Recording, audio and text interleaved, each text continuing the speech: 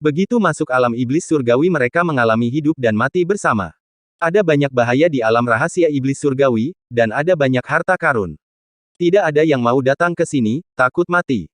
Qin Chen berkata kepada Meng Zanyuan, ada begitu banyak wanita di tanah 100 dinasti, mengapa saudara Zanyuan harus memiliki wanita seperti itu?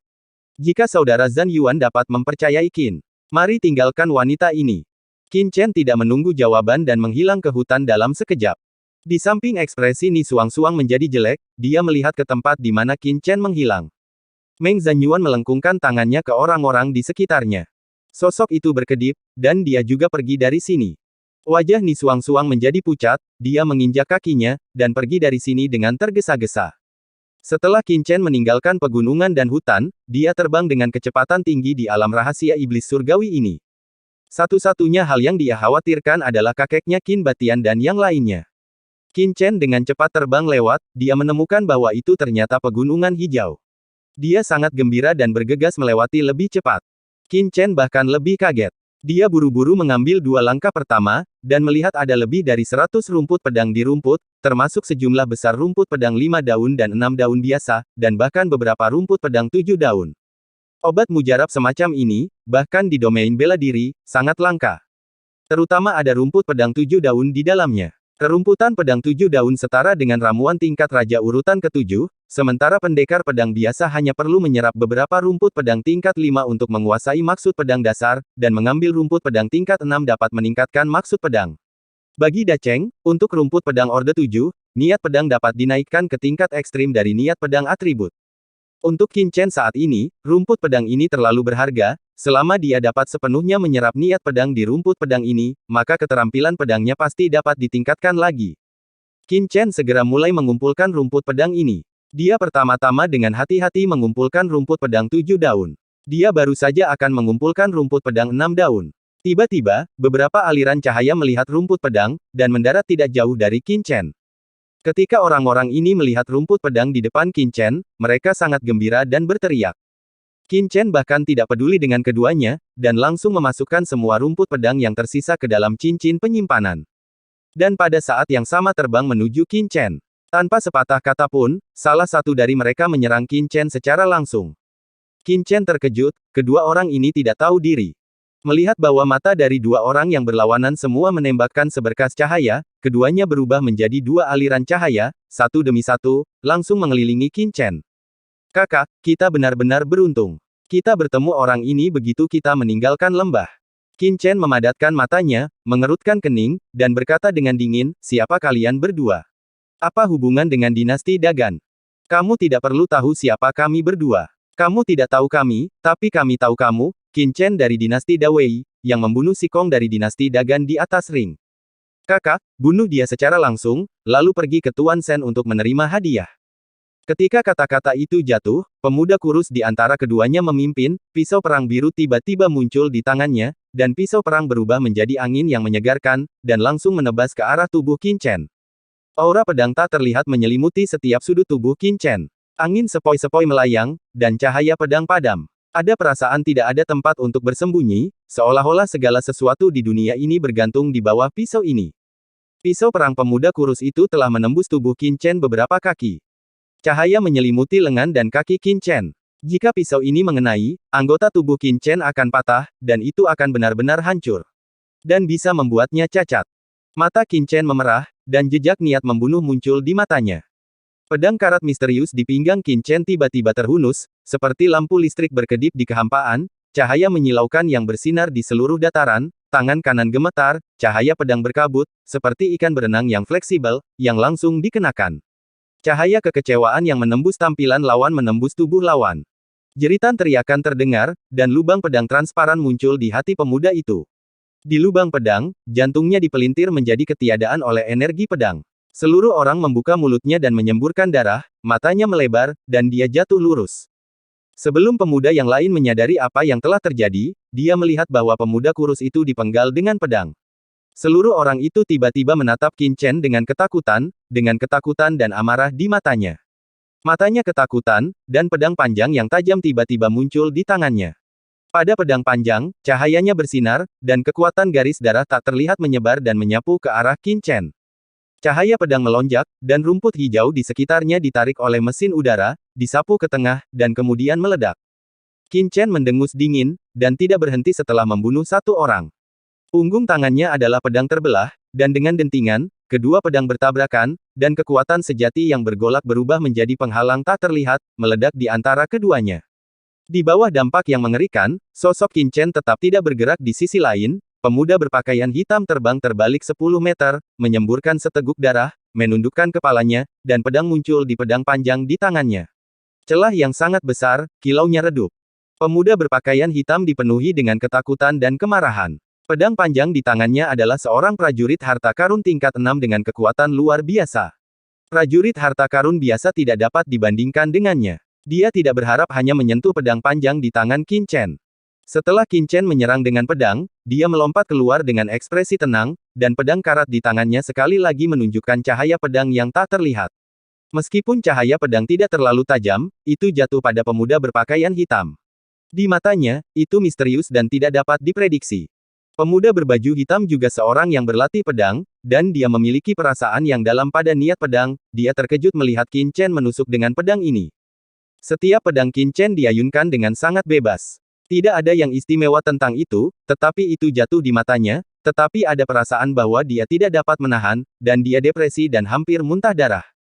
Dalam krisis, pemuda berpakaian hitam itu mengertakkan giginya dengan tiba-tiba, memuntahkan seteguk darah, darah terbakar, dan garis darah tak terlihat melonjak ke langit, berubah menjadi hantu beruang raksasa, langsung menghadap Qin Chen dan mencoba menghentikan serangan Qin Chen. Hantu beruang raksasa terbakar dengan kekuatan darah, tetapi di bawah cahaya pedang Qin Chen, itu rapuh seperti pasta kertas, dan itu robek dalam sekejap. Seteguk darah menyembur keluar, dan pemuda berpakaian hitam tampak layu, dan wajahnya sangat ketakutan. Pada saat ini, hatinya penuh penyesalan, jika dia tahu bahwa Qin Chen begitu kuat dan membunuhnya, dia tidak akan bisa menyerang Qin Chen, tetapi sekarang, sudah terlambat untuk menyesal. Dia hanya bisa melihat pedang karat di tangan Qin Chen, menebas lehernya seperti kilat. Pada saat hidup dan mati, pemuda berpakaian hitam menutup matanya dan berteriak dengan sekuat tenaga.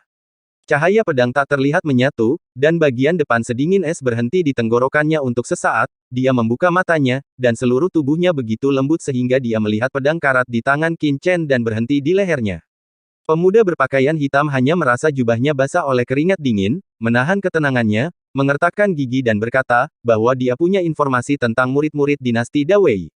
Mereka sekarang dalam bahaya. Jika Qin Chen terlambat, mereka akan mati. Mereka telah dikelilingi oleh Tuan Shen dari dinasti Dagan untuk waktu yang lama, jika Qin Chen membuang-buang waktu lagi, yang bisa dilihat hanyalah mayatnya.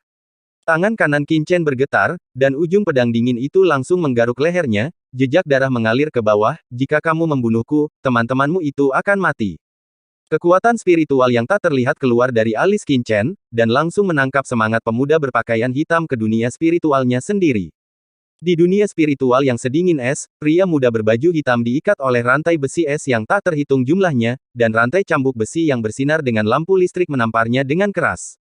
Pemuda berbaju hitam dipukul oleh cambuk listrik dan berteriak marah. Setiap kali cambuk jatuh, rasa sakit yang parah akan menyebar ke kedalaman jiwanya, menyebabkan dia gemetar dan gemetar dengan jeritan. Ketakutan semacam ini yang ditransmisikan dari kedalaman jiwanya membuatnya tidak bisa tenang sama sekali. Namun, di ruang es, dia sendirian, dan ada cambuk listrik yang terlempar entah dari mana. Seluruh penyiksaan berlangsung untuk beberapa saat, dan pemuda berpakaian hitam telah dipukuli sampai tidak ada bentuk manusia. Qin Chen muncul di ruang spiritual saat ini dan menanyakan teman-temannya di mana, tapi pria itu tidak mau memberitahu. Setelah setengah batang dupa, Qin Chen muncul lagi. Kamu bisa membunuhku, setengah jam telah berlalu, dan jika kamu menyia-nyiakannya, teman-temanmu mungkin akan mati semua. Ini adalah fantasi mentalku, aliran waktu berbeda dengan dunia luar. Setelah setengah jam, pemuda berpakaian hitam itu tidak bisa lagi bertahan. Itu adalah Master Shen dari dinasti Dagan, dan master berbakat lainnya dari dinasti Dagan, yang mengepung selusin orang dari dinasti Dawei di sebuah lembah ratusan mil jauhnya ke barat daya.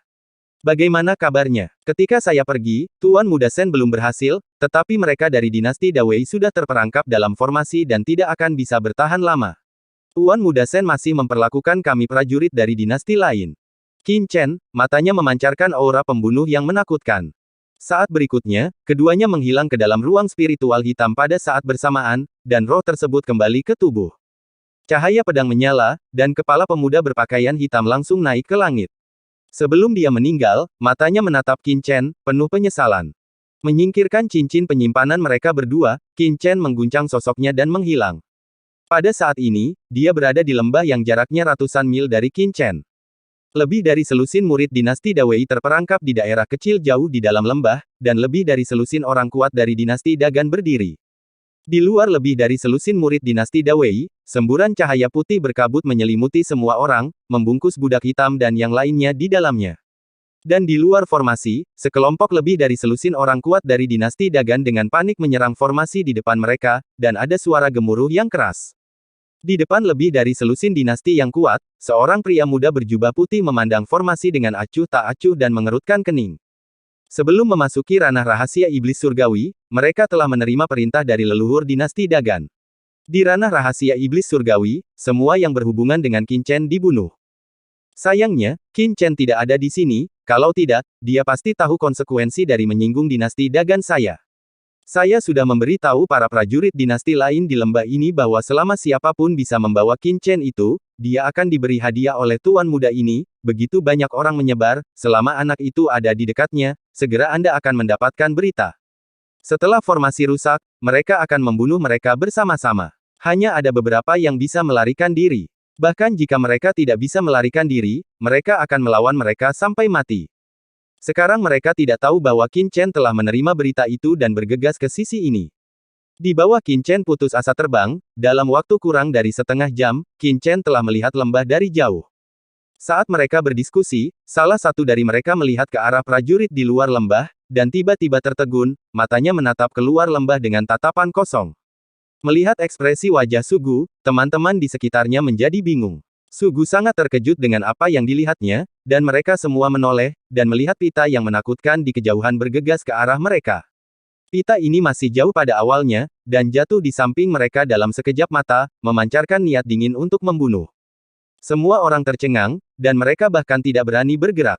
Beberapa jenius di antara mereka merasa bahwa aura mereka ditekan, dan mereka baru saja akan melepaskan diri dari belenggu niat membunuh, tetapi begitu mereka mengangkat kepala, mereka melihat mata dingin Qin Chen. Meskipun Qin Chen jauh, dia dengan jelas mendengar percakapan mereka, dengan wajah yang sangat dingin, menatap beberapa orang dengan dingin, apakah anggota saya dari dinasti Dawei ada di lembah ini? Seorang Wuzun dari tahap ke-6 akhir mendengar kata-kata tidak hormat Qin Chen, dan tiba-tiba mendengus, tetapi sebelum dia bisa menyelesaikan kata-katanya, Qin Chen sudah menatapnya dengan dingin, dan di matanya yang dalam, ada kejutan yang mengejutkan kekuatan mental menghilang dalam sekejap. Seolah-olah pada saat ini, Dewa Kematian sudah menatapnya, selama dia melakukan gerakan apapun, dia akan mati seketika. Saya akan bertanya lagi, apakah orang-orang dari dinasti Dawei saya ada di sini? Qin Chen penuh dengan niat membunuh, dan siapapun bisa merasakan niat membunuh yang dingin padanya. Prajurit bernama Sugu adalah yang pertama kembali. Meskipun dia juga terkejut, dia lebih tenang dari yang lain. Sekarang Qin Chen bertanya, dia dengan cepat membungkuk ke arah Qin Chen dan berkata, "Ya Qin Shaoxia, temanmu ada di lembah ini, jauh di tenggara." Sebelum Sugu selesai berbicara, dia menemukan bahwa Qin Chen tiba-tiba menghilang, dan dia bahkan tidak bisa bereaksi terhadap bagaimana dia memasuki lembah. Semua orang menghela nafas lega, dan melihat ke tempat Qin Chen menghilang dengan ngeri, semuanya ngeri. Sungguh niat membunuh yang menakutkan, aura yang mengerikan. Meskipun basis kultivasi Qin Chen tidak jauh lebih tinggi dari mereka, mereka dapat merasa bahwa jika mereka berani menunjukkan sedikit pun rasa tidak hormat, pihak lain pasti akan dapat membunuh mereka dalam satu gerakan. Mengapa saya merasa aura Qin Chen lebih menakutkan daripada Tuan Muda Sen? Sugu menyeka keringat dingin dari dahinya dan bergumam, tampaknya dinasti Dagan sedang dalam masalah. Qin Chen sangat mengerikan. Akan ada pertarungan tragis di masa depan. Sekarang di lembah, formasi yang diatur oleh budak hitam sudah penuh dengan retakan. Dengan tembakan kuat dari prajurit dinasti Dagan sekali lagi, dengan keras, seluruh formasi langsung hancur, dan topeng putih yang awalnya menyelimuti budak hitam langsung hancur. Berubah menjadi ketiadaan. Tatapan marah dari budak hitam dan orang lain di dalamnya terungkap. Beberapa prajurit dari dinasti Dagan perlahan mulai melihat wajah mereka. Dikelilingi oleh para budak kulit hitam dan lainnya, seringai dingin muncul di mata. Mereka menunggu dengan tenang, menyaksikan Sen Mengchen perlahan berjalan. Shen Mengchen memandang ke arah budak hitam di lapangan, dan akhirnya jatuh pada Yu Qiansui. Melihat Yu Qiansui dengan sosok yang bangga dan wajah yang cantik, mata Shen Mengchen bersinar dengan cahaya yang sehat, dan tersenyum menyeringai. Raja bela diri setengah langkah lainnya juga tertawa menyeringai, tetapi mata mereka tertuju pada Putri Zisun dan Qin Ying, dan berkata dengan juling. Mereka semua tahu bahwa Yu Qiansui pasti telah dicicipi oleh Tuan Muda Shen, tetapi untuk dua yang tersisa, selama Tuan Muda Shen senang, mereka mungkin segar kembali, tetapi ini adalah keuntungan yang tidak terduga, dan tidak sia-sia mereka membuang begitu banyak waktu. Butuh banyak energi untuk menghancurkan formasi ini. Shen Mengchen berkata kepada Yu Qiansui dengan jahat, dengan ekspresi seolah-olah kaisar sedang memilih selirnya.